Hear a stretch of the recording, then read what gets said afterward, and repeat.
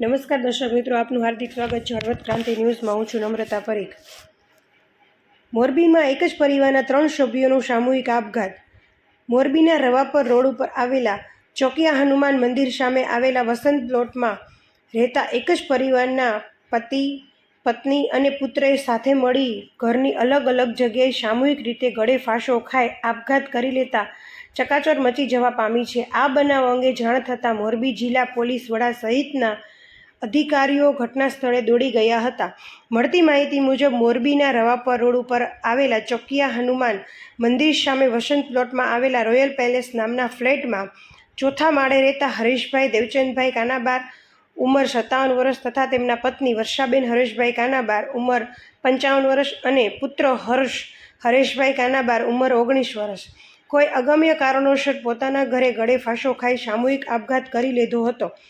આ બનાવ અંગે પોલીસના જાણ થતાં ગંભીર બનાવ મામલે મોરબી જિલ્લા પોલીસ વડા સહિતનો કાફલો ઘટના સ્થળે દોડી જઈ તપાસ હાથ ધરી છે. તેમજ પોલીસને ઘટના સ્થળેથી સુસાઇડ નોટ પણ મળી હતી આવી હોવાનું જણાવ્યું છે અને સુસાઇડમાં નોટમાં પરિવારના આ પગલે કોઈ જવાબદાર ન હોવાનું જણાવ્યું છે. સૂત્રો દ્વારા મળતી માહિતી મુજબ પ્રાપ્ત થઈ રહી છે કે હાલમાં પોલીસ સુસાઇડ નોટ કબજે કરી આગળની કાર્યવાહી હાથ ધરી છે.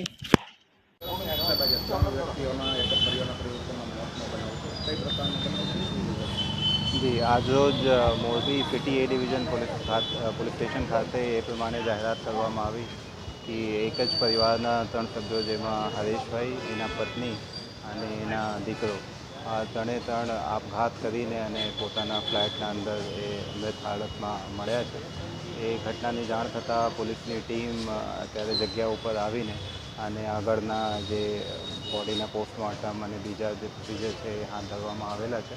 હાલ એમાં પ્રથમ દૃષ્ટિયા આ સમગ્ર જે બનાવ છે એ આપઘાતનો છે, સુસાઇડના બનાવ છે અને તેમ છતાં એમાં પોલીસ દ્વારા તમામ એંગલની હાલ તપાસ કરી રહેવામાં આવેલી છે.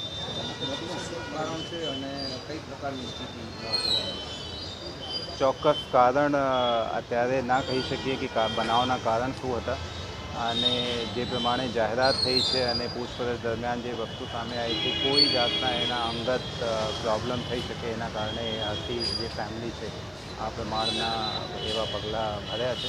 બટ ચોક્કસ કારણ શું છે એ ઇન્વેસ્ટિગેશનમાં બહાર કાઢવામાં આવશે. સુસાઇડ નોટ એના જગ્યા ઉપરથી મળવામાં આવેલી છે. એમાં કોઈ જાતના કોઈ આક્ષેપ નથી અને જાતેથી આ પગલાં લીધેલા હોય એવા જાહેરાત કરવામાં